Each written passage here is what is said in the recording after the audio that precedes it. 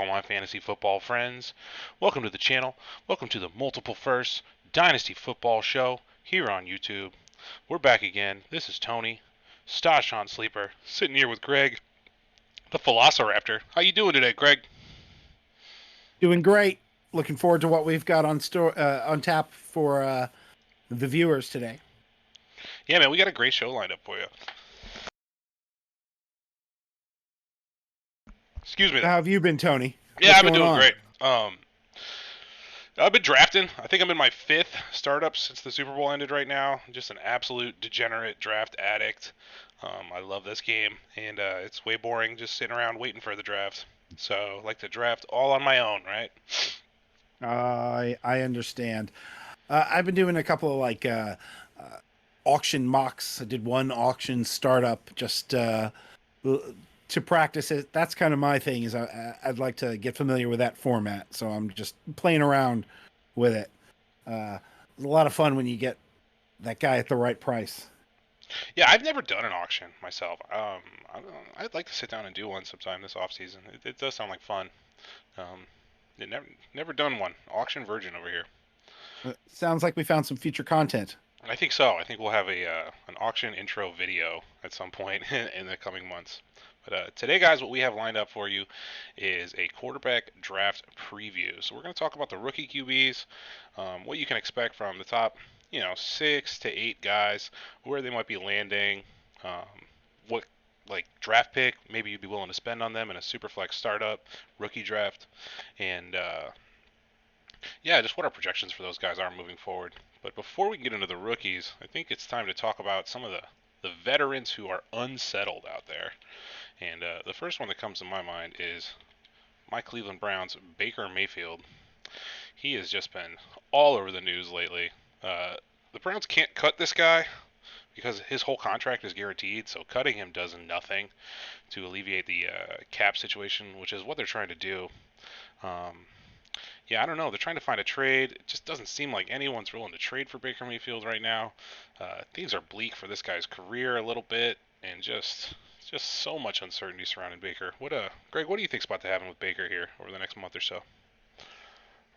Well, as you mentioned, his contract is, I believe, 1 year, 18 and change, fully guaranteed. Yeah, Um, and so that means they're going to get no cap relief from getting rid of him. I cannot imagine that him being around the facility is a healthy thing.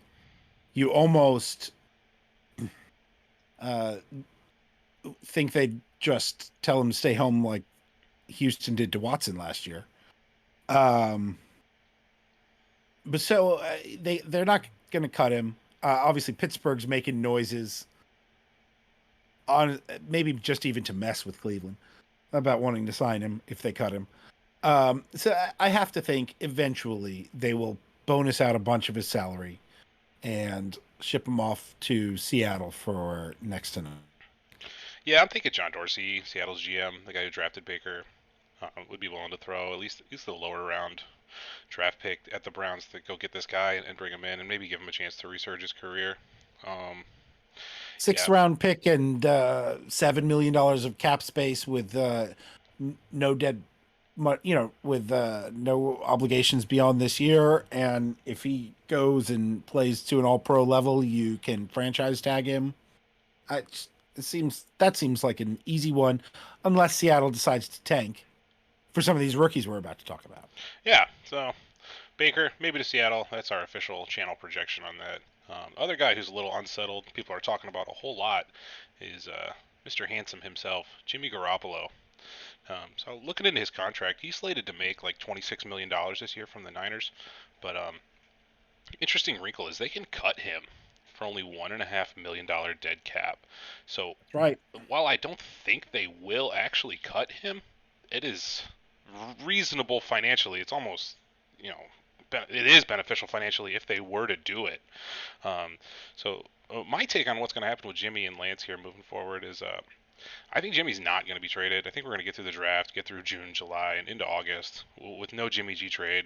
I'm expecting during the preseason that Kyle Shanahan will come out and announce Lance as the starter, like within 2 weeks of the season start, really close to season start. he's going to finally come out and announce that. And I think John Lynch will sit down with Jimmy and tell him, "Hey man, we're gonna let you go here at the worst possible time, unless you take a massive pay cut."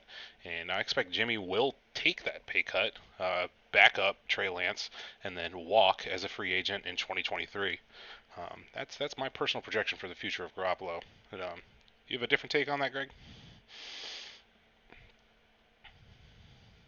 So, yes, slightly. Yeah. I think nobody will want him. And I think Kyle Shanahan will make Trey Lance beat him out. And I don't know if he will. And then if Trey Lance actually wins the job, John Lynch will do exactly what you said. And if John Lynch and if Trey Lance isn't ready, Jimmy Garoppolo will start for this team. Mm-hmm. And I'm not totally sold on the impossibility of that. I wholeheartedly agree with you. If Lance isn't ready, Jimmy will start, and I think that's what Shanahan wants in training camp, is to put these guys both out there in front of all of his other players, so they can all see with their own two eyes. Like, hey, the players are smart. They know by watching which one of these quarterbacks is better, and they're going to want the better guy there starting. So, Shanahan's not going to risk losing his team, losing the faith of his players by trading off a clearly better Jimmy G. He's going to start the better player, and he is not beholden to that capital they spent to get Lance. He's not. He's going to start the best player. Whoever gives them the best chance to win Week 1 is the guy who's going to start Week 1, in my opinion. Yeah. What are the odds that that's Trey Lance? I mean, I think it's high. I think Lance will start. It's got to be. What? Why? 75, 80%? Just athleticism. I don't know. Hype. Maybe. But is he good? I don't know. I'm just saying this is a guy who came from FCS. This is a guy who only made 14 starts in FCS. Yeah, and this is a guy who could not win a whole season without playing. Like, to me, it's closer to a coin flip. I think that's fair. I think, yeah. And just all you guys out there, just don't be thinking this Lance is this locked in starter and this locked in elite top 10 option at the position. He is so not that yet. I love him. I love the talent profile. I love the upside he presents. But let's cool down on Lance a little bit. Yeah. So I'll tell you what. Like last year, Trey Lance would have been my fantasy quarterback 3. But he would have been my real world quarterback 5 for exactly these question mark reasons. Yeah. And obviously the difference being the rushing upside, and how much that matters in fantasy and how that matters, but not the same way in real football, right? And so, just something to keep in mind there, especially as we turn to these rookies. So who's your number 1, Tony? Oh, me and everyone else. I have Malik Willis at the top of this class. He is just a stud muffin with the rushing upside, with the cannon arm. The small school doesn't really scare me off of Malik Willis at all. I'm really excited to see what this guy's going to do. I think my personal take on the class as a whole, as we get into Superflex draft, is I'm going to be in on Malik wherever he lands, and I'm probably going to be in on whoever Pittsburgh drafts. If they take a quarterback in the first round, I'm going to be in on that guy, even if it's someone I'm not in love with personally, from a talent perspective, because I think Pittsburgh's just an aces landing spot. But there's no guarantee Pittsburgh does draft a guy. But for the most part, I'm going to try to stay off of all of these QBs in Superflex as much as I can and lean into what seems to be the strength of the class, the wide receiver position. But yeah, Malik's number 1. Who do you got? I mean, it's definitely Malik Willis. And that holds true for me in both real life and fantasy. The things you like about Malik, he has tremendous ceiling with the rushing upside and the big arm. I think he's about to turn 23, so he's fairly young. He was a big recruit. He transferred to Liberty from Auburn. He's short, 6'1", so he's not Kyler Murray short, but he's undersized a little bit. But thick, he's in the 220s. And he's very explosive. He's not going to run He didn't run at the combine. He's probably not going to put up a reliable time, because of the way things get messed around with. He aced his pro day recently. I think he has checked enough boxes to be in the conversation as a real world quarterback with a guy like Trey Lance, who again, had less pedigree in some ways. Liberty is a higher level of football than Trey Lance played at. Yeah, so the risk is there. I mean, that's what we're looking at with Malik. It's a high risk, high reward, home run or strikeout type play. I think if you're spending your 102 rookie pick on Malik Willis, is that a fair way to say it? Like, you might get Lamar Jackson, or you might get, I can't even think of someone who flaked. Probably not as bad as Josh Rosen, but yeah. No, I mean, yeah, you might get Mitch Trubisky. You might get Marcus Mariota. You might get Mariota's a good comp. Yeah. But also, and this is one of the things we wanted to talk about. If he goes second to Detroit, or sixth to Carolina, or ninth to Seattle, if one of those high level landing spots comes through, then he's going to get several years. And even when you look at guys like Trubisky or Daniel Jones, who people didn't love in the fantasy community, and then they didn't really hit. They kind of were pretty bad.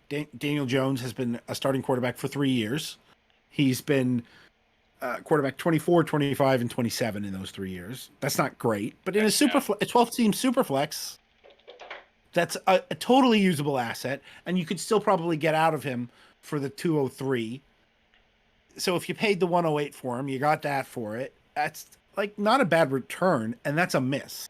So the floor for Malik Willis, if he goes very high, is high, and then the ceiling is also high. So I think if he gets the high draft capital, he's the 101 in the Superflex draft. Yeah, if Detroit takes him at 2, then if Carolina takes him at 6, yeah, he's the 101. Where would be... Okay, what about Atlanta at 8? If Atlanta takes him at 8, would you still want Malik over Breece Hall? Probably. It depends. It'd be close. It depends on my team. Sure. See, if Carolina takes him, you might get a day one starter too.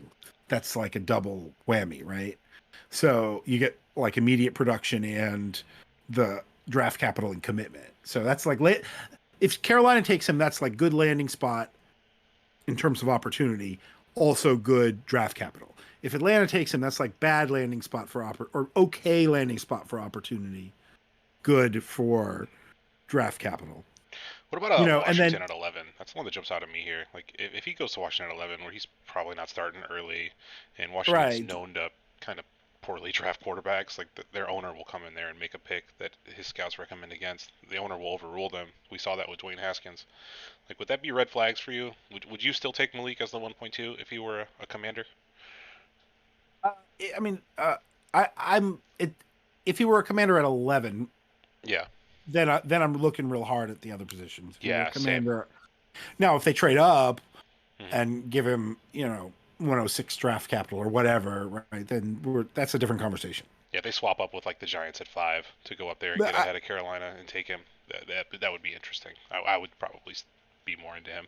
But if he fell right into Washington's lap at 11, and Seattle and Atlanta both passed on the league, and then Washington just takes him at 11, I would be hesitant to draft Malik Willis at that point. That would be where the alarms are starting to go off. Wouldn't stun me either if the Giants were being very coy about having interest in him too. Just throw that out there. Totally. Throwing that out there. Daniel Jones is not safe. We all know that. But I do want to say this. Malik Willis, as an NFL prospect, is behind 4 guys in last year's draft. And he's behind, for me, at this early time, about 4 guys in next year's draft. Right? So if we had all 3 drafts in a player pool, he's somewhere between quarterback 9 and quarterback 11 over a 3-year period. So I don't want to oversell this guy. I think he's going to go second to Detroit. because I think at some point they're going to take a bird in the hand is worth two in the bush approach here. Yeah. Like they can go for next year, which is a much better quarterback class. But there look like a lot of teams who signed a Jameis Winston, a Mitch Trubisky, who traded away a Russell Wilson, who are angling after that class next year, right? So like, Yeah.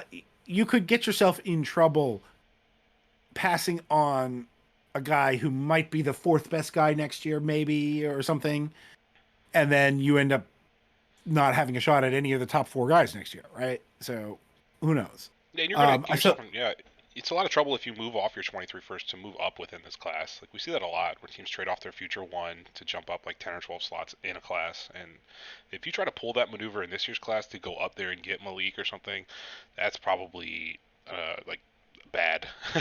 That's probably a nuclear situation for your team. That's a pretty poor decision if a front office chooses to do that, to abandon their first round pick in 23 and go up and try to secure one of these quarterbacks in this class. That would be, yeah, that's the kind of move that gets you fired, I think, if you're a GM.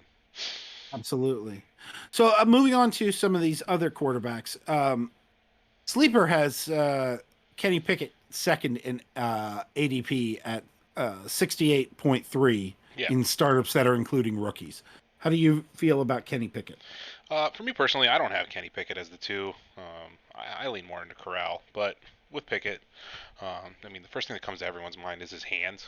You know, he measured out at 8.5 inches of hand size, and to put that in perspective for you guys, like, pretty much no one has ever had success with less than 9-inch hands, like ever. Um, I yeah, mean, going back to as far as we measure these things, yeah, yes, I'm yeah, quite sure there are some guys on the black and white tape yeah. I'm when the sure there are. linemen were Yeah, 260. they probably Yeah, didn't have to no, throw the ball at all either. th- we literally run out of measurements before we get to find a guy with 8.5 inch hand size. You know, his agents, his representatives put out a tweet saying that announcing that he had been remeasured at 8 5/8 inches. Right, like that tells you what a big thing it is. He's not 8.5; he's 8 5/8. That, Yeah, the fact that they're announcing that and like wanting to get hype for it just tells you how big of a problem it is, right? Joe Burrow was 9 flat, and there are a few other good players in the low nines, but there's really not anybody anywhere close to as small hands as Kenny Pickett has, and he had a fumbling problem in college. yeah, He's my quarterback 5. yep. That's fair. What But I want to say something else about him. Mhm. I don't want to sit here and talk about the hands the whole time, right? He's very, very polished. He's the most NFL ready quarterback in this class. He's also the oldest of the 6 good quarterback prospects. And he feels like he's the closest to his ceiling. And his ceiling, like if you got everything out of him, and the hands were no problem at all. I feel You started breaking up there, Greg. I don't know what happened. Oh, looks like Greg's having some technical difficulties. Um, he'll be back shortly, but I'll take it from there. Yeah, so with Pickett, I mean, the upside you're going to see with Pickett is like at best he's, Andy Dalton. He's Derek Carr. I don't even know if he could be Kirk Cousins, and that's what you're looking at with Pickett. It's going to be rough for him in the NFL, as well as we can project it. I still think he'll be a first round pick, but we don't know. That's for certain. Um, yeah, the next guy we're going to discuss here is Matt Corral. So that's my personal quarterback too, or in this class. I think Corral has some pretty good upside. It's just scary with him how he was a There's a lot to one manage read in life quarterback right in now. college. Ads coming in.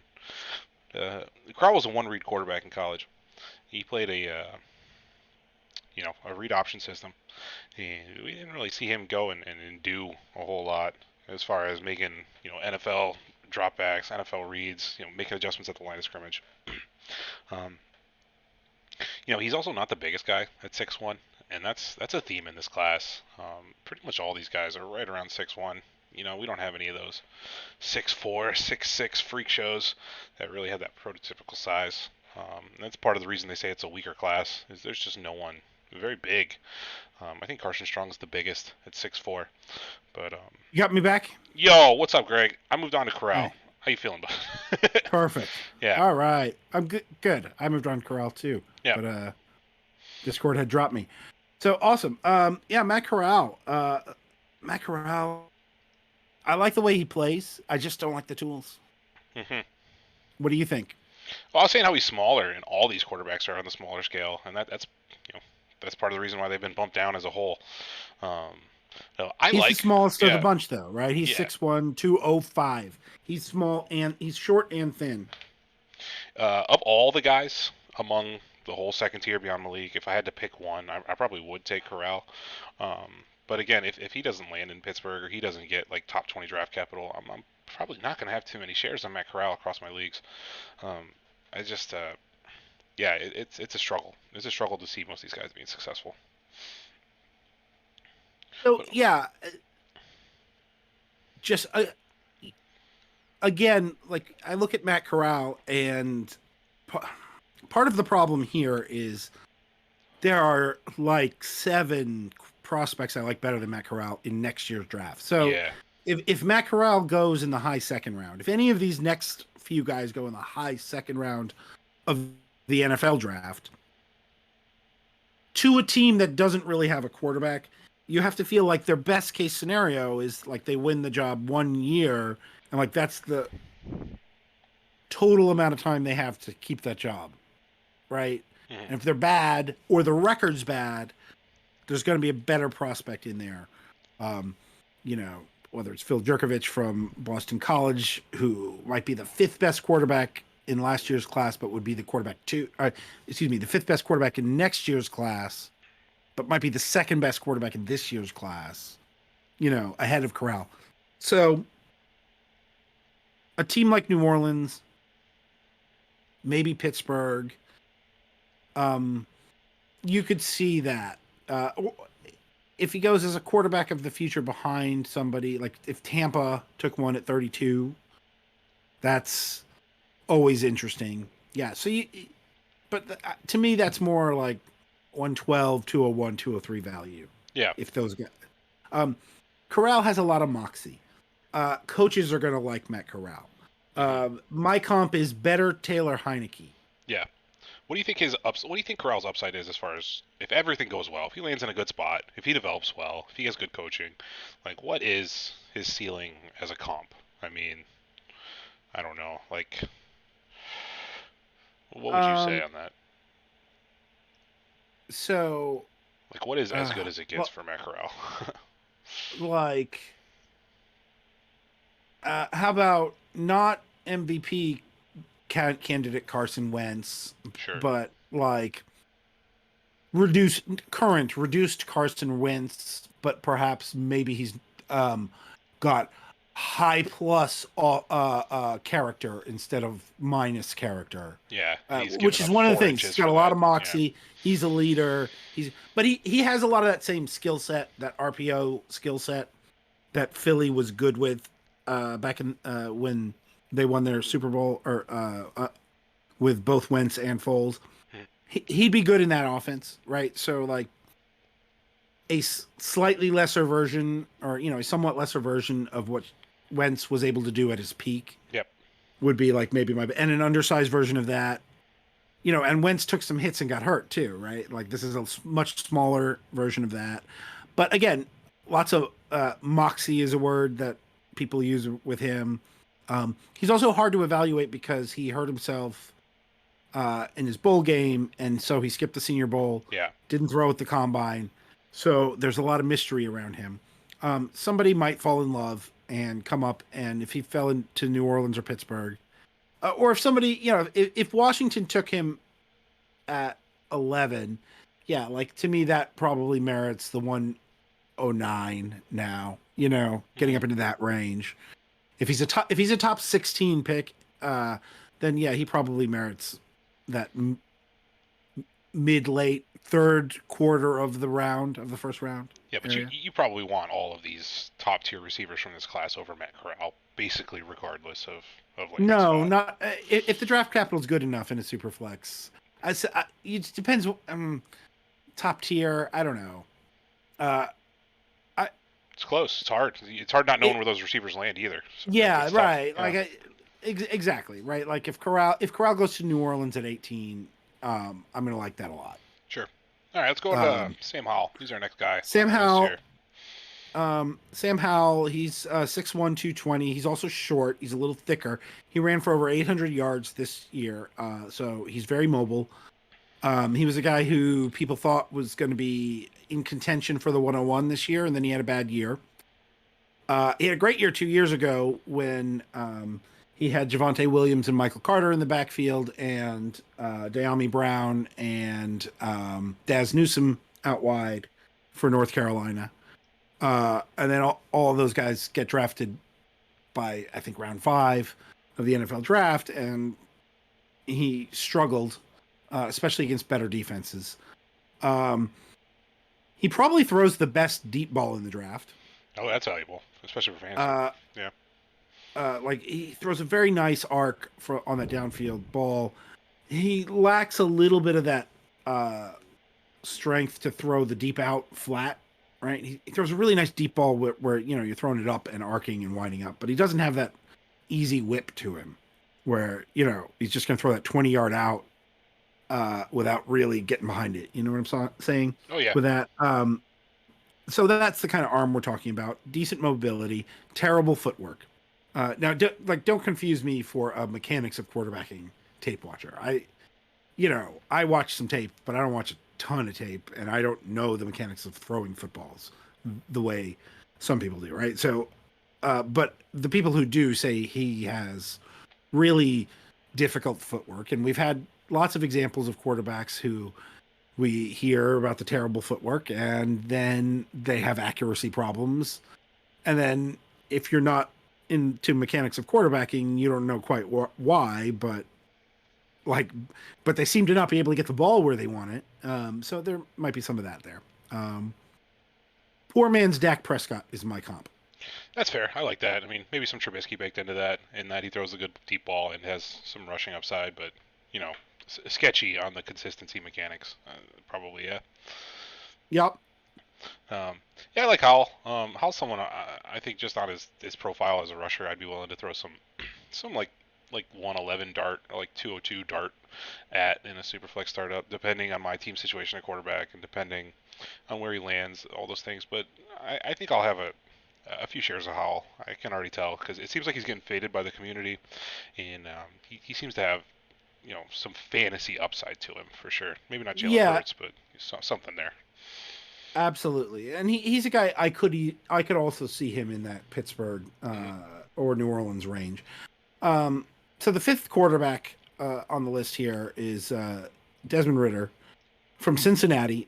This is the second oldest starter in the class. He did run at the combine and ran very fast. I believe he was 4.5 flat. He is 6'4" and kind of thin, 6'4", 215. Very polished, and arm talent is borderline good enough, is how I would describe his arm, right? Yeah. Um, Again, he's going to struggle with the deep outs. If he's going to throw down the field, it's going to be he has to get behind the ball and he has to put a bunch of air in it, right? He's not going to be flicking 30-yard passes on the run, but he moves well. He reads defenses well. He is a notable leader. He played very badly in some opportunities in the college football playoff, and then had a terrible week at the Senior Bowl. Would you say that Howell is a strictly better rusher of the ball than Desmond Ritter? He's better at running the football, or are they comparable? I think they're in the same tier. Okay. Yeah. All four of these guys, Pickett, Corral, Howell, and Ritter, have some movement ability. Sure. Right? Like both Corral and Pickett have enough mobility to where, like, if you're not spying them and they break the pocket, there are 30-yard scrambles in them into green space, right? They're not statues. Ritter and Howell are a little better than that. But like these are not game breaking weapons like you're talking about with Willis, or like you have with Lamar Jackson, or like you're hoping for with Justin Fields, etc. That's not the level of rushing ability we're talking about with any of or these even guys. Yeah. even Jalen Hurts. No, Sure. none of these guys are Jalen Hurts with the ball in their hand. But Ritter probably throws the ball better than Jalen Hurts did coming out. I think Jalen Hurts, somewhere between Jalen Hurts and Dak Prescott as a ceiling for Ritter, is not a terrible place. If I needed a quarterback and had it, and he fell to me in the early second round, the thing I like about Ritter is I wouldn't feel terrible putting him out there on day one. And then if he's bad, you just go replace him next year because you didn't spend a first round pick on him. Mm-hmm. I hate the idea of drafting a quarterback after the first round and then like waiting on him. You can't do that. You have to, like, if they didn't go in the first round, you can't wait for them. Unless you have a quarterback and you're just sticking them behind Tom Brady or Aaron Rodgers for now. Right? Yeah. That you can do. Yeah. That makes sense. But I like Ritter more than Pickett. Do you? Yeah, I like Ritter more. It's a little biased because I'm in Ohio. He's a Cincinnati Bearcat, so there's a little bit of that baked in. Not gonna lie, but the Ritter seems to have more attitude than Pickett, more size. I could see having Ritter a good bit. Like I could see having Howell a good bit. I might have no Kenny Pickett, to be honest with you, across my 21 leagues. Like unless the Steelers or Saints take him, I might not have a single Pickett share. I mean, it all depends on the board, but yeah. If Carolina takes it, right, if Willis goes 2 and Carolina just says, "Yep, we like Pickett and we're taking him 6," then you're gonna have a lot of Pickett at the end of the day. Maybe, because if that happened, it would be Brees and then Malik, right? And I have the 103 in several leagues. I can't say I would take Pickett at 3 as a Panther. I might lean into the best lane. You probably should. You think so? Okay. Oh, you probably should. And then the second best. I don't like a wide receiver in this class until 5, 6. Okay. Yeah. Okay. Like, if there's a second quarterback, I probably want the top 3 running backs over the wide receiver. I want Malik, the top 3 running backs, and then the second quarterback if that lands at all. Sure. So you're still Spiller in that running back tier. He's been getting faded by the community pretty heavily. I don't care. That's fine. Yeah. Yep. Tell him. Nope. No, I could totally see him A&M guy. I could totally see him second round to Houston. That's our answer.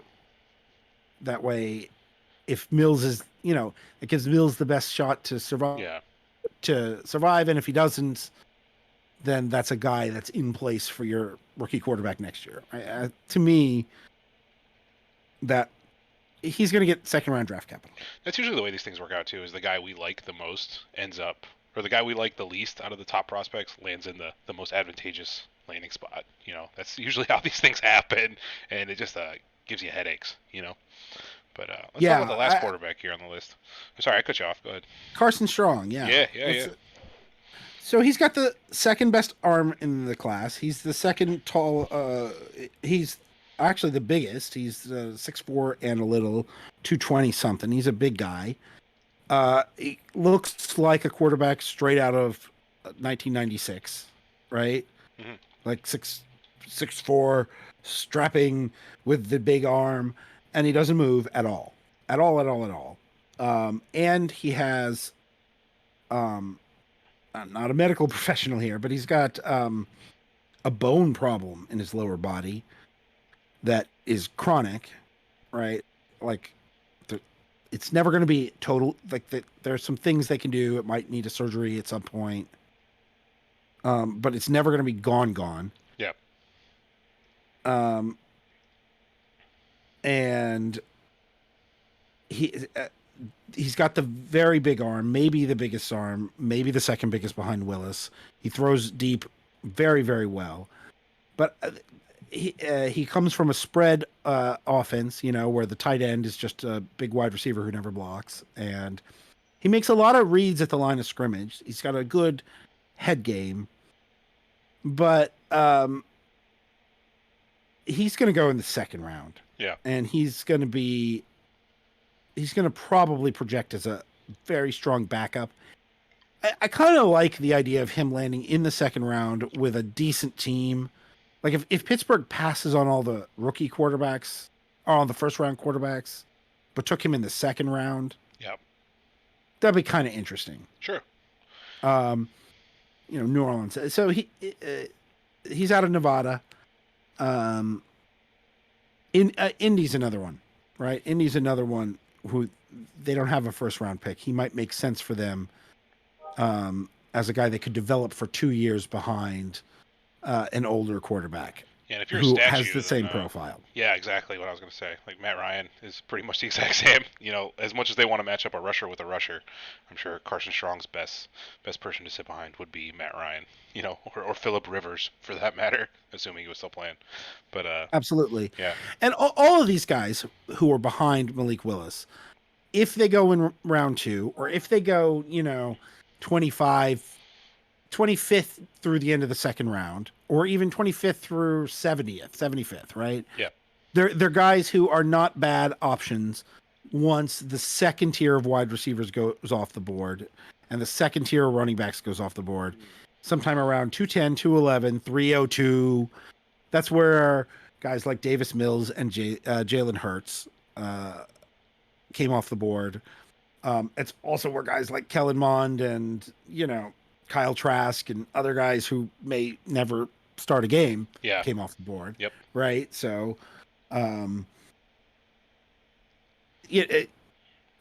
that's a good spot to take a look at some of these guys in the draft if they go lower than that. Any sleepers you like at all? Yeah, so moving on to the next tier quarterbacks. I mean, the guy I've been hearing a lot of noise about is the Bailey Zappi. Okay. Just because I know he's got some real rushing upside to him, yeah. Western Kentucky. Hearing. Yeah. If I was going to take like a third or fourth round rookie pick flyer, it might be on a Zappi. Who knows? But honestly, none of these guys, none of the guys jump out to me, to be honest with you. But you can speak. No, but I think Caleb Ellaby of Western Michigan. Undersized guy, very productive. He also has a little bit of rushing upside. He's the guy who reminds me most of a Dak Prescott profile out of the guys who are in the day 3 range. So that's the one I would keep in mind. And then in your 5 and 6 round Superflex drafts. Oh boy. Yeah. The national HBCU Player of the Year. Alabama A&M quarterback Akil Glass. I've never even seen this guy's face, so I'm about to Google him. You go ahead. Yeah. He's 6'4", very raw, all tools.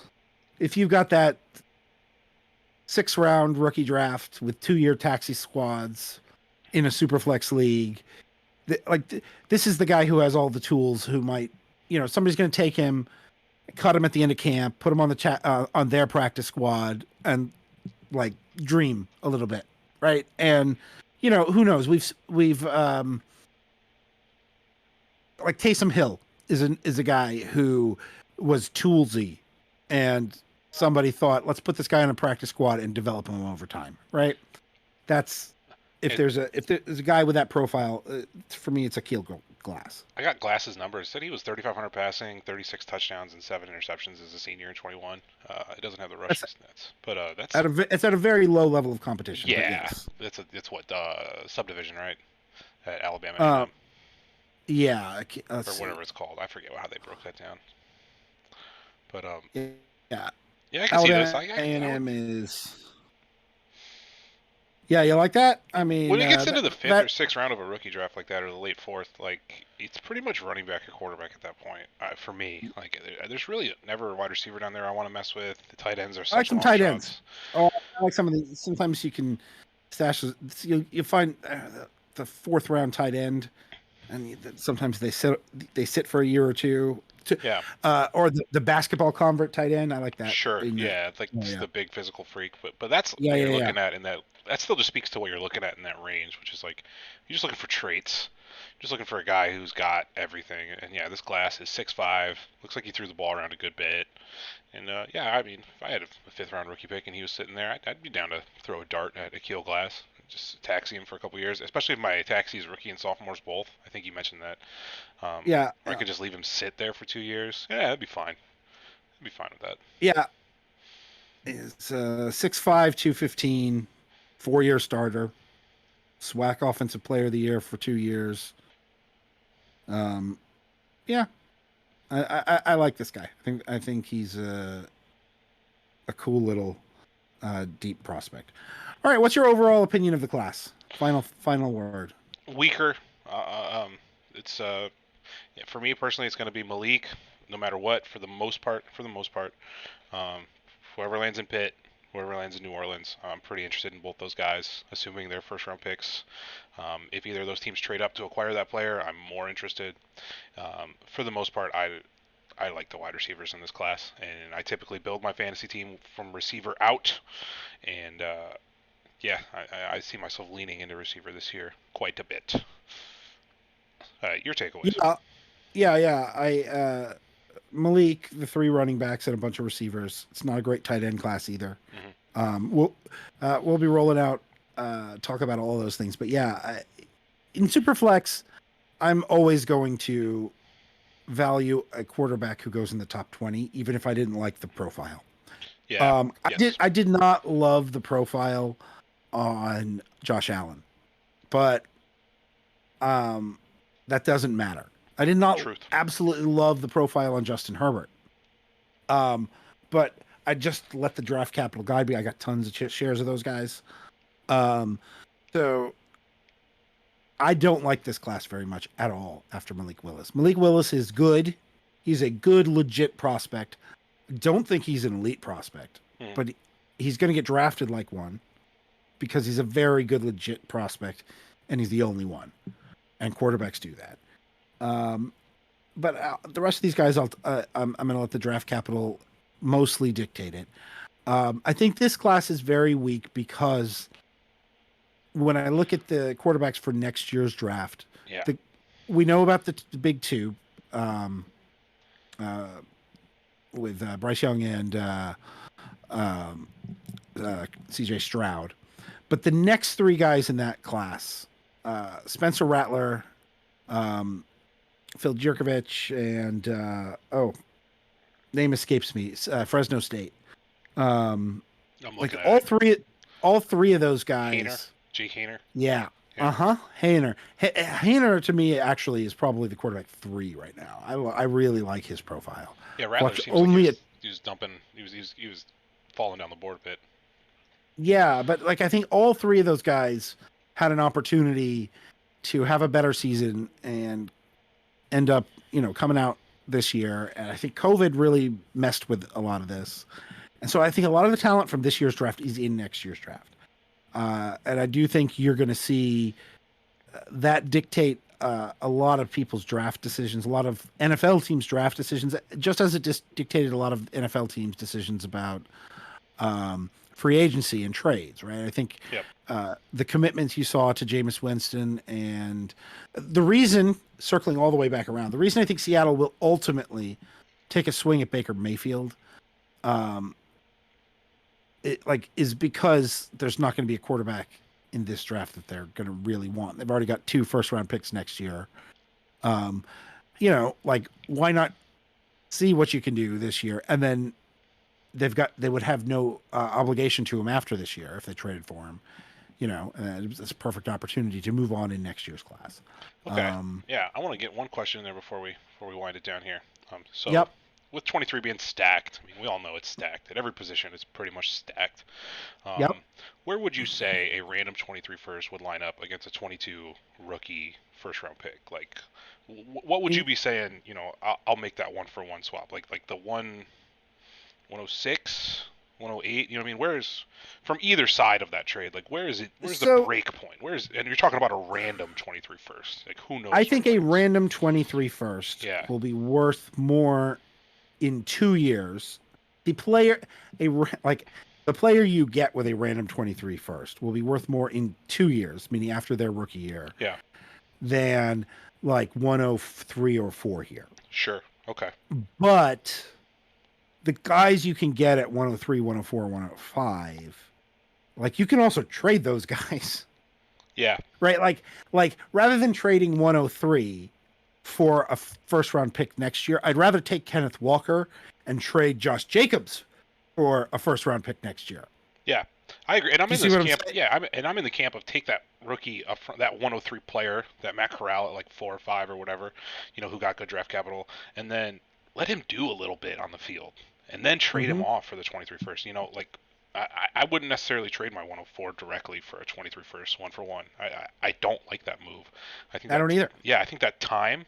That 1 year of time is very relevant, and Mm-hmm. the rookie you add, I mean, is unless something really devastating happens, like he's not going to go down in value. I mean, we saw it with Trey Lance. Like Trey Lance barely got on the field. His value is like almost the exact same that it was last year. He didn't really play at all, so Yep. it didn't go down. Lawrence, had a really down year, really down, and his value only took a little bit of a hit, and it's already starting to rebound right back to an Yep. early second round pick again.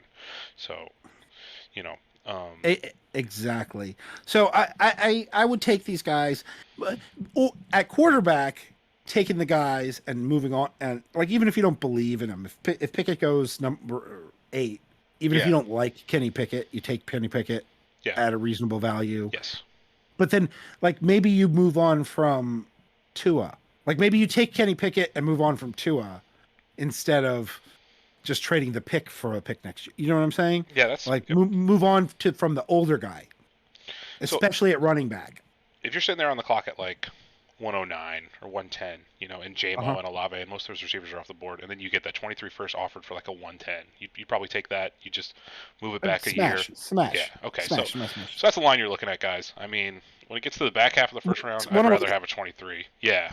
no. I mean, like oh, if anybody wants to give me a 23 first for my 107 right now, I'll take that. You probably take that. Yep. A six is where I start thinking. Sure. 5, I'm probably taking the player now, but might take the pick on the clock. Yeah. If it's a top 5 pick in 22, then I want your 23 first and second, or I want I want some sprinkles with the 23 first in order to move my 105 Now, rookie this year. if I'm after 108, Yeah. what I would absolutely love to do is get your 22 second and your 23 first. Oh yeah, I would love to do that Maybe too. I'll give you maybe I'll give you my 23 first, a third in with that. Yeah. Right? Because you're I just feel tearing like down among these rookie receivers and then adding that first. It's pretty much a home run play. Yeah. Yep. So there you go. I think that's 23 rookie quarterback class. I think that's most of what we're going to know until we see landing spots. All right, guys. I think that does it for our video today. Thank you so much for sticking with us. Kept it under an hour. Leave a comment. Hit the like button. Subscribe. You can be a first round pick too if you just hit that subscribe button. Thanks for tuning in. Thank you, Greg, for joining us today. Have a wonderful evening, ladies and gentlemen. Good night.